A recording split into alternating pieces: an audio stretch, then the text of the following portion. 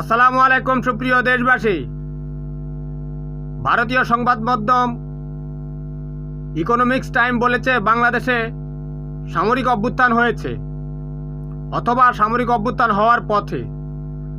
এই সমস্ত মিথ্যা প্রপাগান্ডা ছাড়িয়ে তারা বাংলাদেশের সামরিক বাহিনীতে একটা বিশৃঙ্খল পরিস্থিতি তৈরি করার চেষ্টা করছে।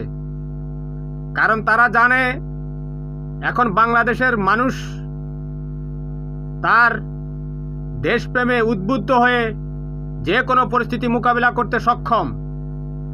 বাংলাদেশের মানুষের মধ্যে যেহেতু আওয়ামী লীগ নেই, এখন তারা চাচ্ছে সশস্ত্র বাহিনী অর্থাৎ সামরিক বাহিনীতে কোনো একটা বিদ্রোহ ঘটানোর জন্য। সামরিক বাহিনীর ভাইদেরকে বলতে চাচ্ছি, বাংলাদেশের মেয়েরা বিদেশে ইজ্জত বিক্রি করে টাকা আনে, আমরা প্রয়োজনে আমাদের রক্ত বিক্রি করে আপনাদেরকে খাওয়াবো। ভারতীয়দের কোনো পা